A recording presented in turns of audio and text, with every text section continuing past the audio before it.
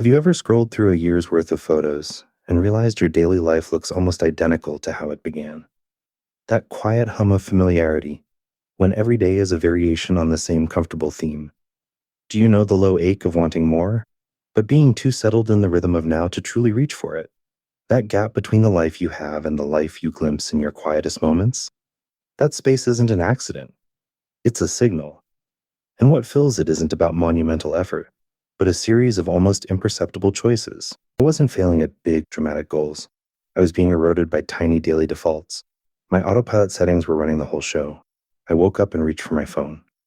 I ate lunch at my desk while scrolling. I ended each day too tired to think. These weren't decisions anymore, they were reflexes. And here's the uncomfortable truth: your reflexes shape your life far more than your resolutions ever will. So I started with the smallest rebellion imaginable. Habit 1: after my alarm went off, I would just sit up and stare at the wall for 2 minutes. No phone, no planning, no mental to-do list. Just breathing. It felt ridiculous at first. My brain screamed that this was wasted time. But here's the problem. I was wrong. In that quiet space, something shifted. I stopped letting the day attack me the moment I opened my eyes. I began choosing to meet it instead. Habit 2 was more physical. I got a small lockbox with a timer. Every night, I'd put my phone inside, set it for 8 hours, and close the lid. The first few nights were pure anxiety. I'd stare at that box like it held a live animal. But here's where it gets worse.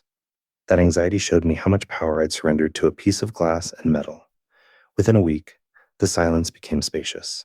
My evenings stretched out, long and mine again. I forced myself to take one 15-minute walk a day with a single rule: no destination.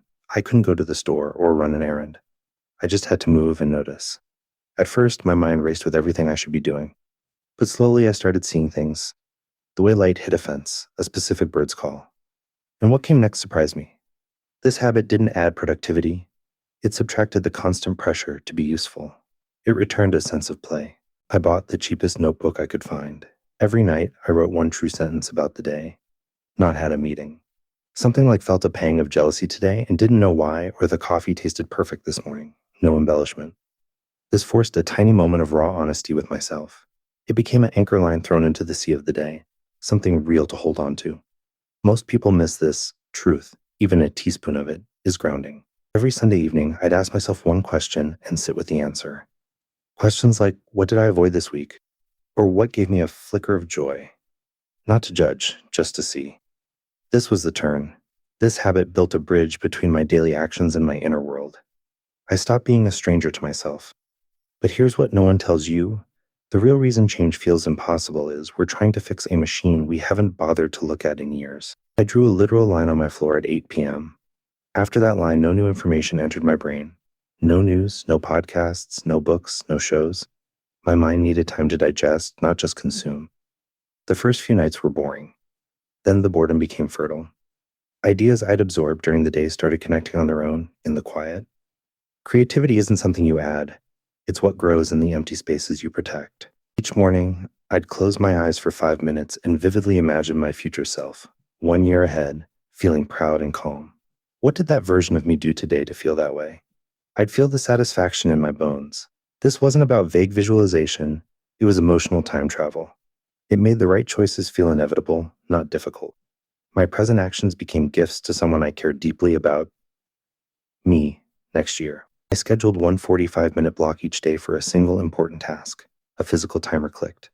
If I drifted, I noted it and returned. No music, no tabs, just me and the work. The frustration was intense at first. My mind was a puppy off its leash. But the real breakthrough wasn't better focus. It was compassion. I saw how hard my brain fought to escape discomfort. And that's when everything changed. I stopped fighting it back. I just gently led it home, again and again. Instead of listing things I was grateful for, I practiced feeling enough in mundane moments, drinking water when thirsty, the chair supporting me, the heat working. This shifted gratitude from a list of possessions to a bodily sensation of sufficiency. The chase for more quieted. I started noticing how many of my urges were ghosts, echoes of old lacks that no longer existed.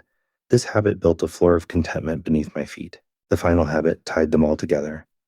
Every Friday, I'd review my week in 10 minutes, not to criticize, but to witness. Did I take my pauses? Did I protect my quiet? I'd mark not what I failed at, but where I showed up for myself. This ritual transformed the habits from a rigid checklist into a loving conversation. I was no longer a project manager for my life. I became its caretaker. And that changes everything. None of these habits made a loud noise. There was no single before and after photo. The change was molecular, happening in the silent spaces between my old reflexes. But one day, about a year in, I caught my reflection and didn't look away.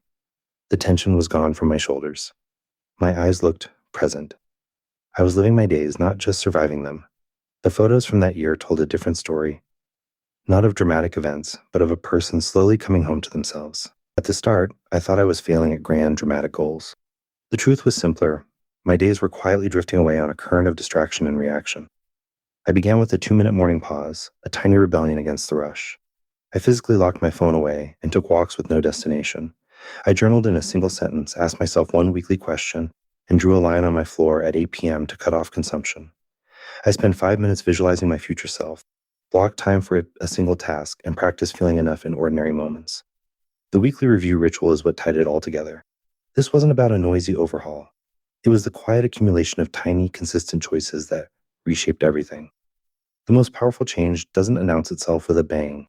It arrives in the silence between one breath and the next.